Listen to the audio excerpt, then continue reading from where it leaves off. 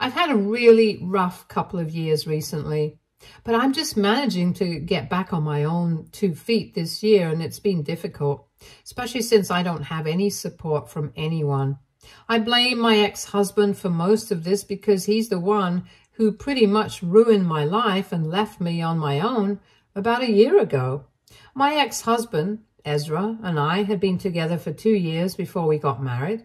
We were married for 3 years before he decided to leave me last year while I was in the second trimester of my pregnancy.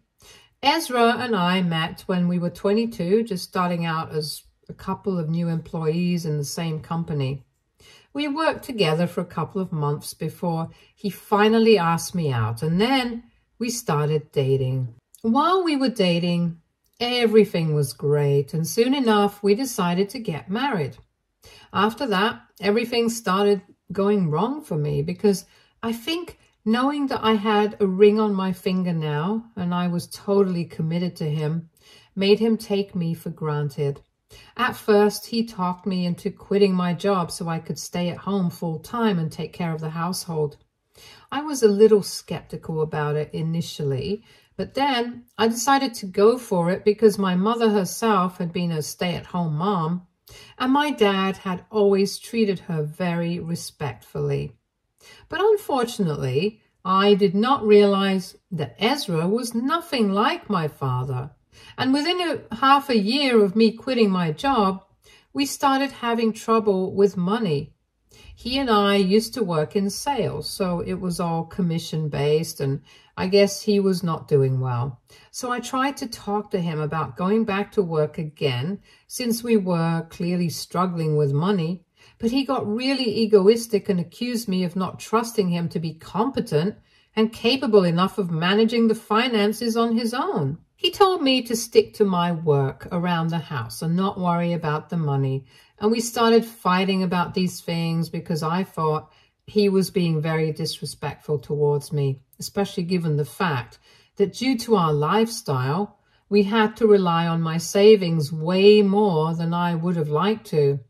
But after every fight, he would always apologize to me and emotionally manipulate me into forgiving him. I really loved him and I wanted to make it work, so I would end up forgiving him in spite of myself.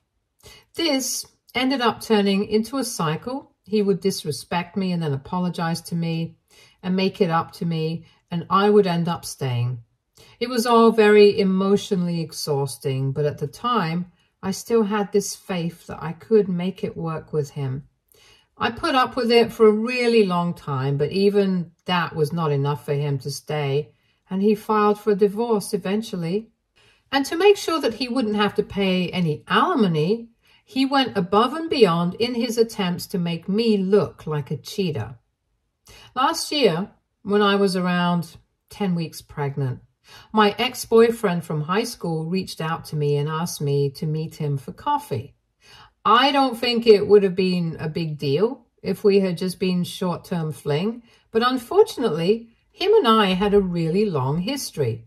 We had started dating when we were just 13, and he had been my first and only serious boyfriend before I met Ezra. My ex, I'll call him David, and I had been together for almost 6 years before we mutually decided to break up in college. He had chosen to go to college out of state, and we tried to make it work long distance for a year, but it just wasn't going well. And we started to have a lot of misunderstandings. So instead of letting it drag on and end on a bad note, we decided to end on a good note and mutually parted ways. After that, we tried to stay friends for a while, but we just drifted apart gradually. And after I met Ezra, nobody else stood the chance because I was head over heels in love with him. Ezra knew about David, and he had never had an issue with it. So when I asked him if I could meet David for coffee, since we hadn't seen each other for a really long time, Ezra agreed to let me go without any complaints. I had gotten to know from a couple of old friends that after he had graduated from college, David hadn't come back and had moved to New Zealand to stay with his uncle and had been working there ever since. After that, He rarely ever visited, and even when he would only see his family and go back quickly. So last year, he had taken a proper vacation to come back home and meet everyone. And that's why he had asked me to meet him as well, for old time's sake. Ezra knew about all of this because I had even made him read the message that David had sent to me, and it was purely platonic. There was nothing romantic about it at all. But in spite of that, when he brought it up in court, he made it sound like I had always been in love with David, and that meeting at the coffee shop had been the first of many secret meetings, even though it was the one and the only time that I had met him after our breakup. He didn't have any evidence. He just claimed that he had seen me and David holding hands together, but hadn't managed to get a picture because he was so horrified. And what was worse was that he managed to get a couple of our mutual friends to testify against me too. However, what really sealed it for me was my mom's decision to believe Ezra and testify against me. We had been having our usual fights while I was pregnant anyway, but as time went on, the fights got worse because he started getting more agitated about the finances, and with a baby on the way, I couldn't even blame him for it. So I tried my best to cut down on our expenses, but even that would make him mad. So I just decided to rely on my own savings without telling him, so he wouldn't get mad at me for questioning his competency to support us on his own. But I guess none of that was enough, because eventually he served me with divorce papers after one fight, since I hadn't spoken to him for about a week. But that was just because he had called me and our baby parasites. And I couldn't stand for it, because he was the one who had made me quit my job and told me that he would handle everything. For me, I wasn't even mad about the fact that he had been calling me names, but the fact that he had even dragged our unborn kid into it was unacceptable. When he served me with the divorce papers, I was beyond shocked, and my first instinct was to apologize to him, to beg him to stay. But even after that, for hours, it did not work, and he told me that he was going to leave that day itself and that he wanted nothing to do with me or the child anymore. And true to his word, he packed his stuff and left. And soon enough, he sent me legal documents seeking to terminate his parental rights. A court hearing would be held soon, and all I had to do was respond and attend, but that was only about the custody of our child. The divorce was a whole mess that I still had to deal with. So I got in touch with a friend of mine who works in a law firm, and she put me in touch with one of their best divorce attorneys and even paid for me since I could barely afford her. It took me a week to make up my mind about what to do, but eventually I decided to go through with the divorce, but on my terms. I had been very unhappy in this marriage anyway, and realized that the only reason I had been begging him to stay was because that's just what I was used to. I was used to him, but if I was getting the opportunity to start again, it would be foolish to let it go, especially given the fact I was going to become a mother soon. I did not want to let my bad decisions ruin my child's life. So I decided to agree to the divorce, but I wanted alimony to be able to support myself, at least until I had enough money after I started working. I thought that it was fair enough because Ezra himself had convinced me to quit my job earlier and filed for a divorce now. It was on him to make sure that I was taken care of. That's where the problem started, because he was not willing to pay alimony at all, and he started manipulating the facts to make me look like a flirt who would constantly hit on other people right in front of him. And apparently I had also been living off his money for the past 3 years after quitting my job on my own and expecting him to take care of everything. He even claimed that the baby hadn't even been his idea. He had not been fine with it, but I had still gone ahead with the pregnancy in spite of his protests. So no, he did not think that he owed me any alimony, because it was the only way for me to get more money out of him after he had completely drained his savings. which is what I had done and not him. The only way he had drained his savings was while trying to impress people, while I had actually drained my savings trying to support us without relying on him too much. And then, of course, he started accusing me of having an affair with David and said that he had personally seen us together, but had apparently forgiven me because he wanted to make it work. But now he couldn't do that anymore. Things got really messy and ugly, and I got my friends to testify for me by telling the truth. But he got his friends to completely character assassinate me and make me out to be some sort of gold-digging flirt.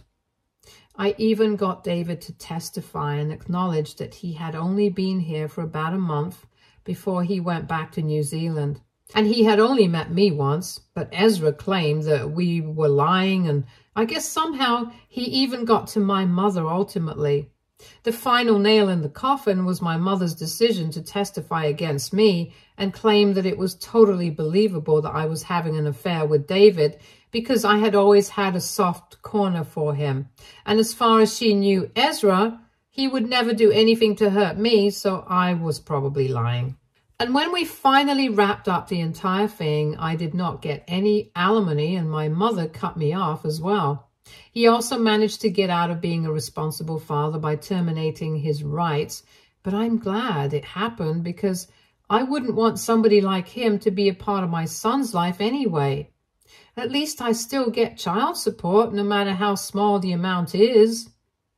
After the divorce, when I realized that I was not going to get any support, I decided not to waste any time crying over spilled milk and started applying for jobs immediately. The divorce had been finalized a month after my son was born, and since I had been heavily pregnant while I was in the process of getting divorced, nobody was willing to hire me, so I had been living with my friend who had put me in touch with the lawyer, and she had been kind enough to bear all my expenses too. After I gave birth, I got a job within a month and I started working again. It didn't pay much and I couldn't afford to move out of my friend's house for the first couple of months. But eventually, once I had saved enough, I moved into a small apartment. Everything has been a huge struggle for me. But with a little help from my friends and a few family members, I've been able to make it work while juggling work and motherhood. I've always felt very guilty leaving my son with other people while I'm at work, but I know that I had to do it. And to make up for that guilt, I decided to splurge on my son's first birthday party that's coming up in a week. I've already sent out the invitations to all my friends, my family members who've been helping out, and a couple of my co-workers. It's going to be a bit expensive, but I just got a new job 2 months ago and it pays much better, so I can afford to splurge a little. Besides, I've already started repaying all my debt, so I figured I could afford to spend a little on my son as well. But somehow, my mother found out that I was throwing a birthday party for my son, and she was really offended that she hadn't been invited, which I think is very surprising given the fact that she is the reason I'm having to struggle so hard to be able to give my son a good life. She unblocked me on social media and reached out to me a few days back and did not even bother to apologize to me. She just started acting entitled right away and told me that she was very offended that she hadn't been invited to my son's birthday party, even though she was the grandmother and probably the only grandparent in the picture. Since my in-laws don't have any contact with me, and my dad had passed away a few years back, so she went on to accuse me of alienating her grandchild from her and demanded that I invite her. And she didn't stop demanding an invitation. She said that now she wanted to be actively involved in her grandson's life and she wasn't going to tolerate my narcissistic, selfish behavior anymore. I was shocked that she had the audacity to say something like that, especially after everything she had done. Not only did she make me lose out on the alimony with her testimony against me, but she had been the one to cut me off and block me everywhere after Ezra manipulated her. I'm not sure how somebody can get manipulated to testify against their own daughter, but well, that's what happened. And it clearly means that she doesn't love or trust me enough. And I still remember that after her testimony, when I had reached out to her to confront her and ask why on earth would she do something like that, she had replied to me saying that she wanted nothing to do with me or my fatherless son, that she did not owe me an explanation for what she had done because I was a cheater and I had failed her. After that, she had been the one to block me, so I really think that she is the narcissistic and selfish one here, because she didn't even bother to apologize. She just started making demands as if she was entitled to it. So when I read that message from her, I lost my temper and I replied immediately saying that I was not going to invite her to any event and she didn't deserve to be a part of my life or my son's life anymore. She's a huge part of the reason why we had been struggling for the past year. And now, since she can't fix our life, she doesn't deserve to be a part of it either. Then I blocked her and I thought that would be the end. But now she has started contacting all my friends, family members who were close to me, and even a couple of my acquaintances from school to try and get me to talk to her again so she could explain why she had done what she did in the past. She's been telling everyone that she wants me to know that she's sorry about how she had treated me, and she's even apologetic about her tone in the message that she sent me recently, but she just needed one chance to talk to me and explain whatever was going on with her, so I could have all the facts and then make up my mind about whether I wanted her in my life or not. But here's the thing, I don't even want to give her a chance to explain.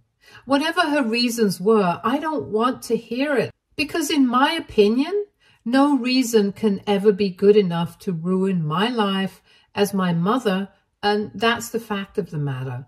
I'm just kind of skeptical about telling people this because it might sound too cold-hearted, so I just haven't been responding to anybody yet, and I've been in two minds about what to say. So AITA for not wanting to hear my mother out about why she testified against me during my divorce. Update 1. I have decided that I'm not going to change my mind. I thought about it long and hard, and I literally could not think of a single explanation that she could give to me where I would feel like forgiving her. Whatever she did, it was unforgivable, and now I want nothing to do with her, and that's what I've told all my friends and family members who she has been reaching out to. I told them that I really appreciated the fact that they passed on the message to me, but I really want nothing to do with her, and if she contacts them again, I want them to just block her, because this is not something that they need to be involved in, and I don't understand why she's been dragging them into it anyway.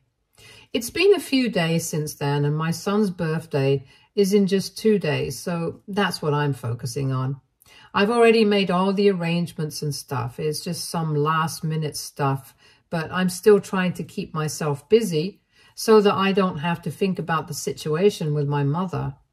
For a really long time, I have been suppressing all of this, and I've been successful in doing so because I'm so busy all the time that I hardly have time to think about whatever has happened in my life. I keep myself occupied, and it's very easy to do that so that I don't have to think about all the things from last year and even from before that. Because it's not like Ezra and I were never problematic in the beginning. We were always just wrong for each other. But now, because my mother had reached out to me, it became really difficult for me to say that none of that had ever happened and just keep moving on with my life. I had allowed myself to get weak for a couple of days and let this take over my life, but I'm back to normal now. I know I have to power through all of this for my son, and that's what I'm going to be doing. I have no time for people like them. I know it's probably not a very healthy approach. Before anybody decides to comment on it, I'm aware of it, but I can't really afford therapy right now, not only financially, but also I really don't have the time for it. Maybe someday when I'll be slightly more financially stable, I'll think about unpacking all of this with a professional. But until then, I guess I'll just keep doing whatever has worked until now. But anyway, all that aside, thank you so much to everybody who commented on my post with advice for me. It was all really helpful and definitely made me feel much better. Update 2. Hey, so my son's birthday was almost 2 months ago. And back then, after I had told everybody that they should ignore my mom's messages, everybody had done that, and she hadn't talked to me after that. In the past year, I had been quite busy, so I hadn't been able to attend any family events either. And everybody could understand why, so it's not like they took offense. But last week, I finally managed to take some time off and attend my cousin's engagement party with my son. There, I finally met my mother in person after more than a year, and I was kind of taken aback to run into her.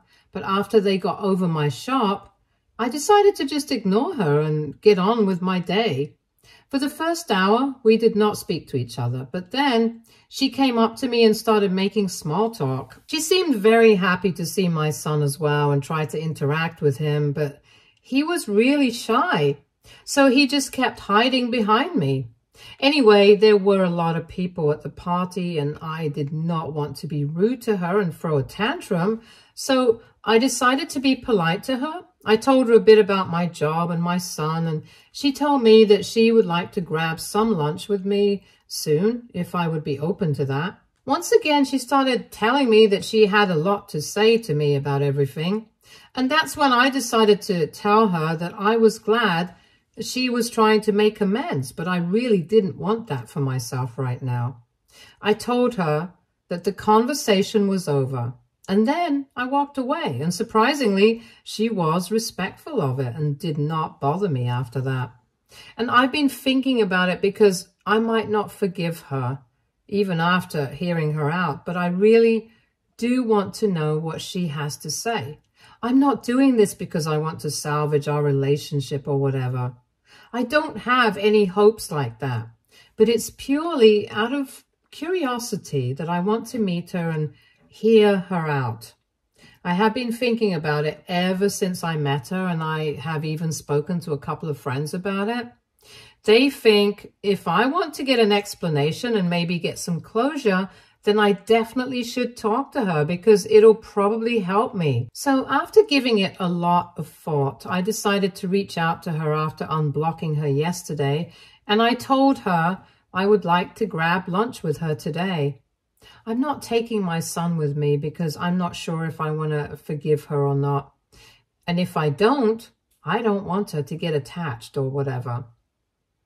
Update 3. So I came back from lunch with my mom about 2 hours ago, and boy, there's a lot to unpack here.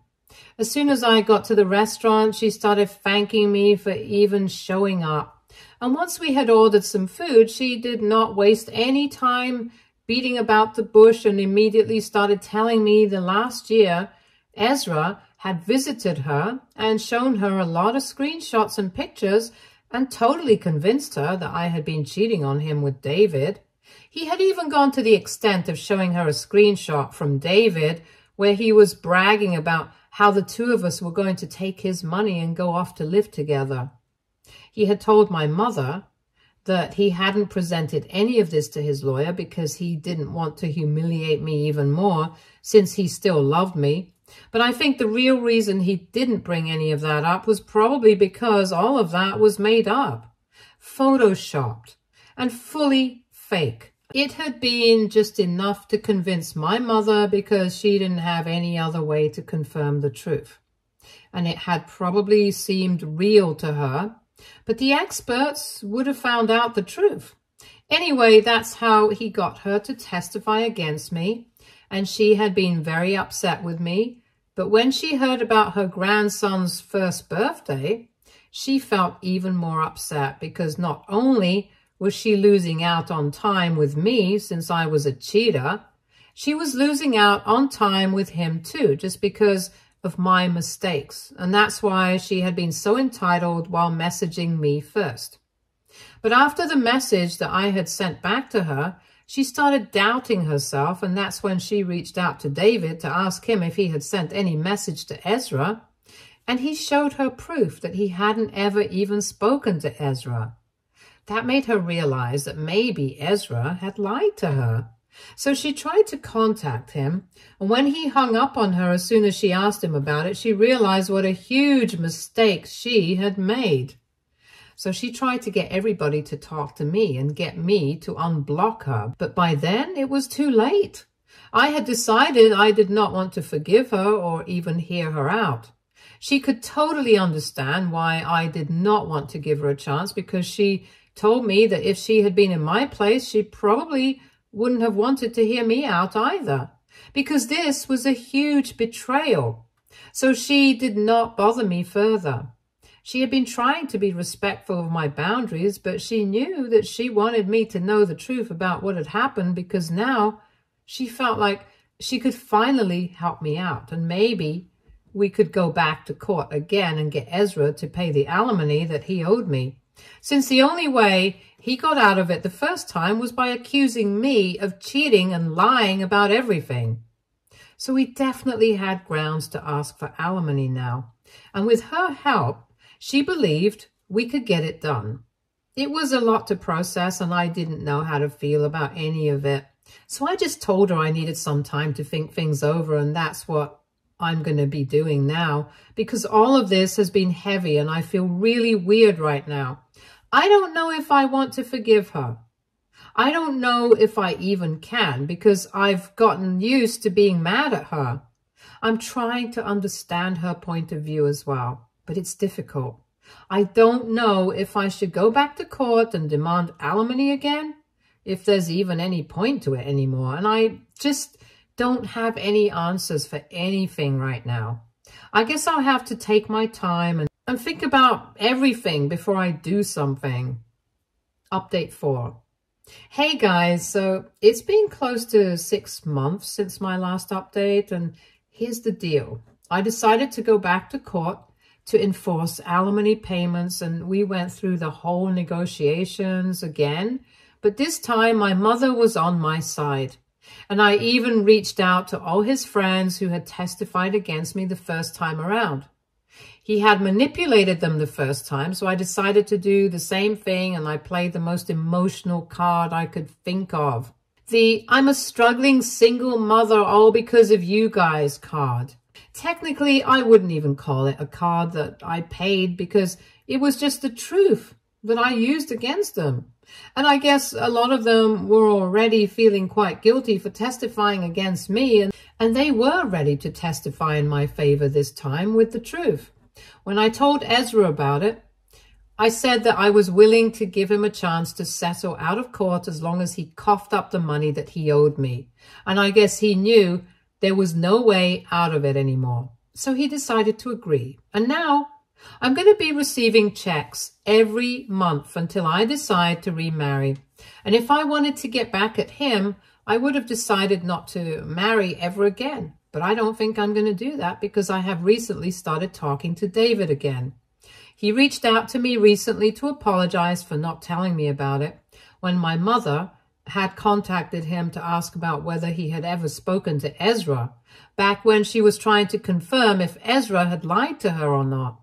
He told me that he had wanted to bring it up with me, but at the time, we hadn't been on talking terms because of the divorce and everything, and it was just awkward.